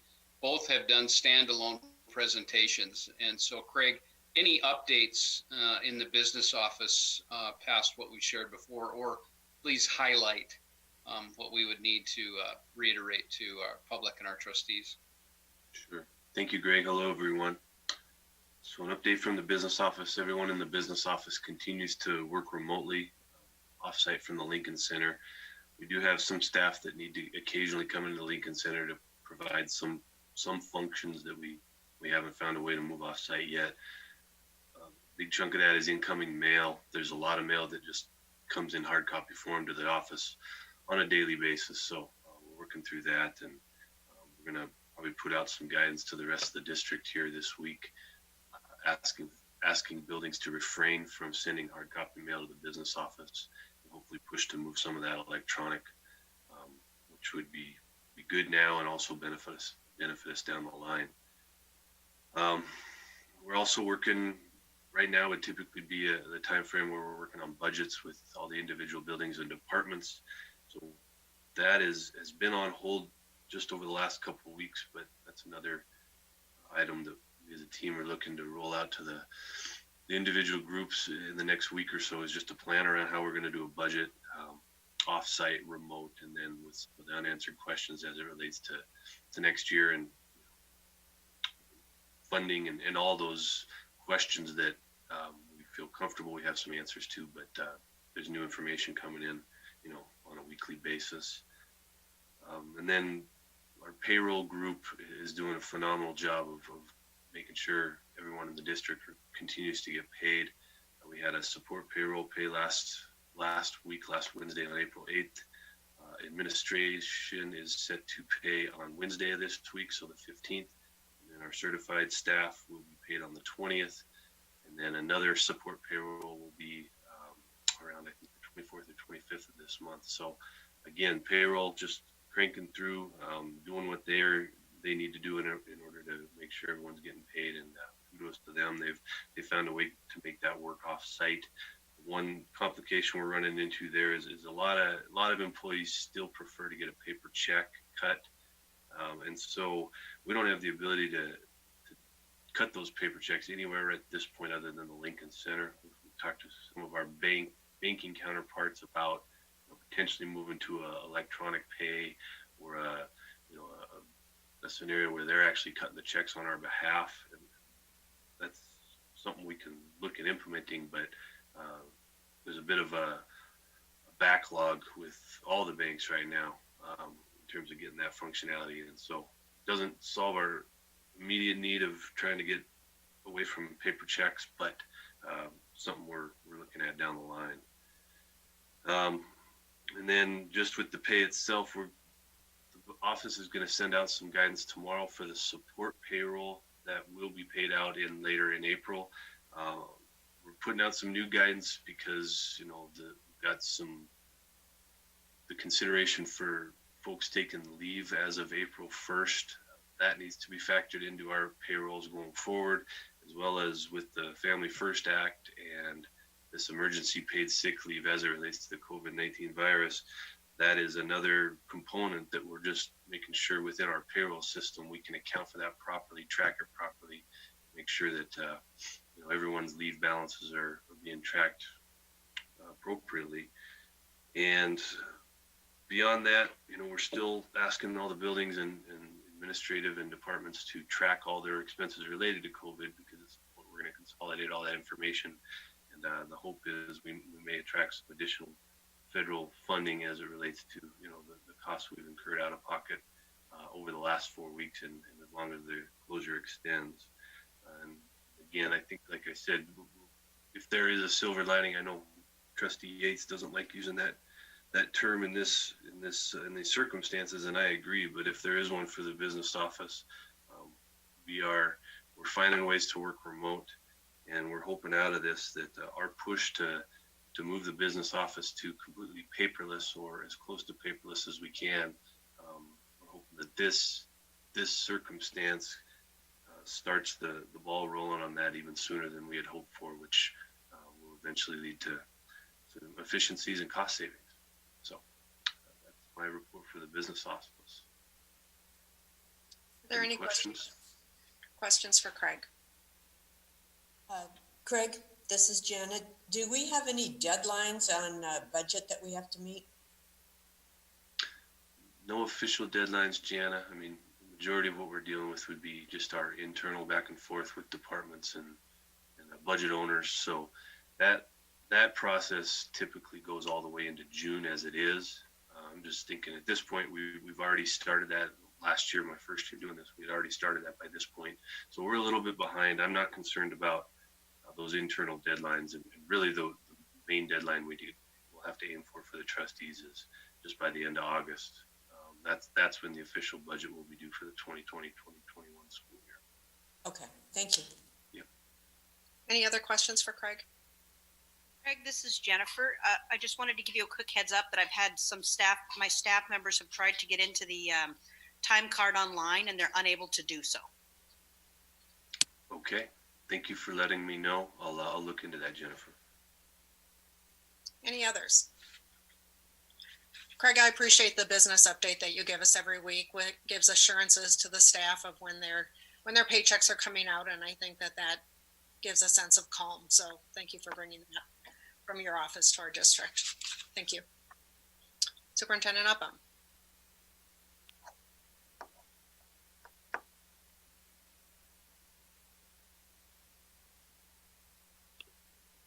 Did Superintendent Upham get kicked off again? Okay, Judy, you're live. Appreciate I'm it. here. That you gave us last week, so take it away. All right. Well, I'm not going to take a whole lot of time because I know this has been a long meeting and people are getting restless sitting on their phones and whatnot. So I'm just going to echo Jennifer and Kim and Chris, Dave and Brenda. You know, everything they were talking about, the special education staff is doing as well. We're in daily, weekly contact with our students, providing instruction. We're providing therapies. The counselors, or not the counselors, the social workers, school psychologists are doing face-to-face instruction. The OTs and the PTs are getting in face-to-face. We're doing a lot of collaboration. Just like Jennifer said, we're trying to minimize the amount of phone calls and connection going into the homes. You know, these parents have a lot of people calling in and doing checkups on them. So we're trying to eliminate that, working through the classroom teacher as well as through the special education staff, so that we're collaborating those efforts reaching into the home. But you know, my office has been actually very quiet.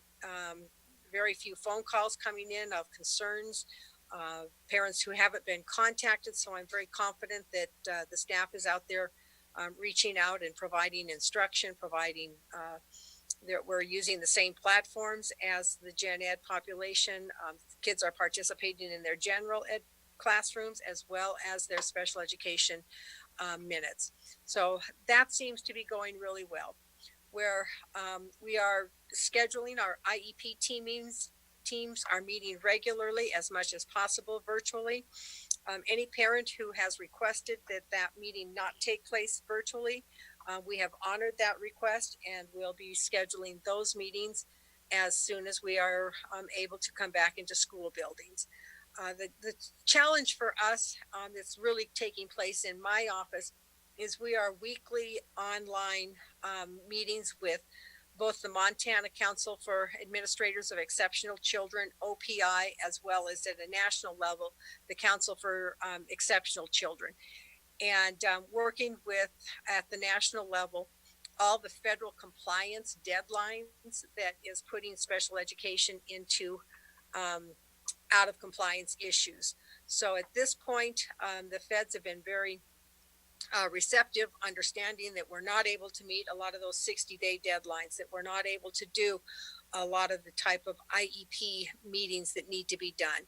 So they've been very supportive of that. And at this point, you know, when schools come back into session, we do know that we have at this point a 45-day extension on once we're back into places to getting those things up and running. So we have taken a lot of time with our school psychologists, with the case managers, prioritizing what students do we need to really quickly get through assessment as we're looking at initial placement for those students and eligibility, both on the speech language side as well as the 13 categories for eligibility for students with disabilities. The other area that we're really focusing on is how we're going to manage our extended school year, which are for students who have been identified as having difficulty recuperating over extended periods of not being in school, as well as the retention time. Typically, we have right around 100 to 130 students who participate and are eligible for the extended school year. As we get closer and closer and more days out of classroom instruction, we don't know what that's going to look like, and if we're going to have more and more students that look like maybe in need of that. So we're working with Scott Ryder, and we're working with the building administrators that if we would currently we are able to hold our extended school year through the Rimrock Learning Center for our elementary program, and then we use West High site for our high school and middle school. And as we get kind of closer and closer to not being able to come back to class, what that might look like for the summer, and if we would need to extend out into additional buildings to facilitate that. Just on the HR side, we too are hiring staff. We've already hired speech language therapists. We've got 3 psychologists hired for next year. We need RNs, and we're looking then for additional teachers that will be staffing. I think we've got interviews on Wednesday of this week that we'll be looking at those. So we're pretty much doing the same as everybody else. You know, our biggest issue is trying to identify and prioritize our child find obligation and identifying those students who were in the process of being identified as a disability and those who are being reevaluated. So any questions for me? Any questions for Judy? Now, Judy, you have done a wonderful job giving us comprehensive update past several meetings that we've had. And I appreciate the work that you're doing with these, with the students and with your staff. Thank you very much. You're welcome. Thank you. And Superintendent Upham, I think you're back. I am. Thank you, Madam Chair. A couple things that'll close out the update from the executive directors. I greatly appreciate it. Appreciate all of you. It's been outstanding work. So a couple things to consider as we move forward, and I'll touch on this as I shared earlier in the meeting, next Monday. So the governor's closure is through April 24th. I anticipate that he will make an announcement probably right around the 20th or the 21st has been the pattern. I'm comfortable that we can go the remainder of the year in an online format. So what does that mean? We are in tier 3 for sure. Do I think we will? I really don't know. You know, I've asked John Felton from the county health to be at our next Monday's board meeting. I think there's going to be some information that's going to change. Just in watching the cases drop a little bit, I wonder. So again, I'm as a superintendent of school district number 2, I'm comfortable if we have to go in this format for the remainder of the school year. It'll be a little bit challenging, as I said earlier, trying to identify proficiencies and grade level expectations. Those will be challenges that we'll be faced with next fall, and that's why I talked about the CARE Act amount. Is if we can hold on to that for a longer period of time, it'll assist us in possibly maybe closing some of those gaps as long as our funding sources will hold true. So that being said, I think next week there will be a lot of information that comes forward about what the future holds for all of this. Could be the same. We could be seeing some changes. I am going to start having conversations with our administrators, and I already have, about what would it look like in the case we do come back. I really don't know. I don't have a feel for whether we will or we won't. I just know that we need to be prepared for it. So we're prepared to finish the year out in this format and continue discussions on what it would look like in the case that we do come back. And so that being said, I'll stop there if there are any questions about that. Any questions for Superintendent Upham? Sure, I've got a question. Oh, go ahead. Russ Hall is on his phone. Yes. So what are if we go back to school, what are potential challenges with going back? Obviously, we'd all love to go back, but what are some of the things that you are talking about and some of the hurdles that we might face? Well, I think the largest hurdle, Trustee Hall, is the social distancing component. That will be the largest challenge for us. And I did visit with John Felton last week about, what would that look like? And we would have to maximize the distance between students in a classroom to the best of our ability. And then also maybe look at reducing populations in the building. So what does that mean? That might mean, bringing half the amount of students in one day and half the amount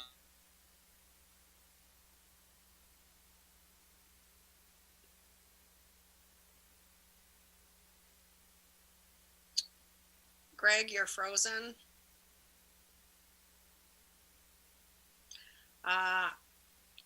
Greg has gotten knocked off a couple times. He said that he had sent me a quick text and said if he got knocked off again, he would go ahead and call my phone and I could put him on speaker. And here he is. All right, go ahead. Superintendent Upham.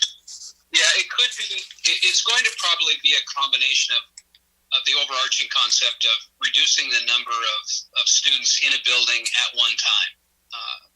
So we would look to possibly, maybe alternate the number of students in a building. We would look to maximize the classroom space with social distancing. We would take all of those types of things into consideration moving forward. Did you have a follow-up question, Russ?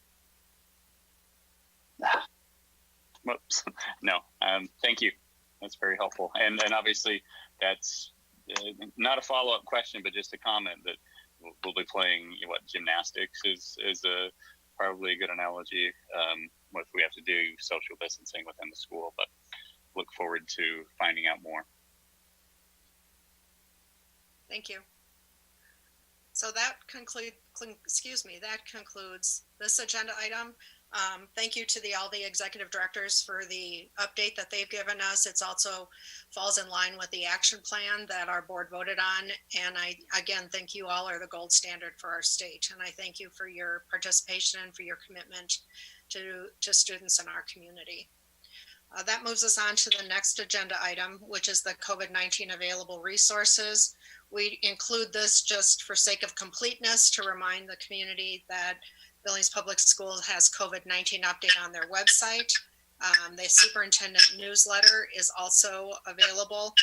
And to sign up for that, you just simply go to Billings Public Schools website and sign up for the superintendent's newsletter. You can also go to the Billings Public School Facebook page. Additional state resources, the Office of Public Instruction at opi.mt.gov has a COVID page. They also have a unique email address if you would like to ask them questions, and that is accessible on the OPI's website. MTPEC, which is the Educational Coalition in Montana, has an update on mtpec.org.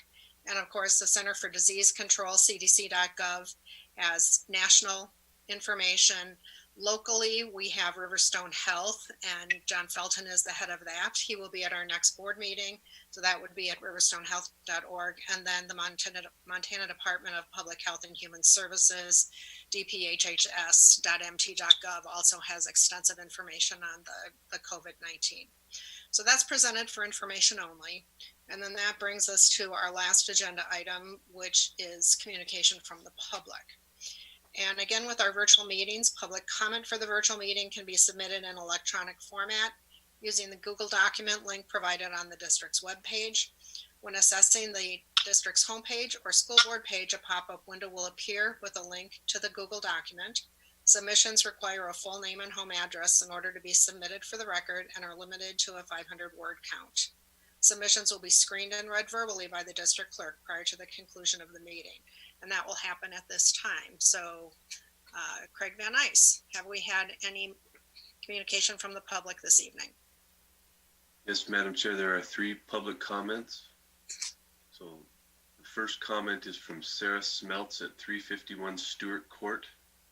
Comment is, if our children go back to school this week, what precautions are going to be taken to make sure that they aren't going to be bringing home any infections to their at-risk family members?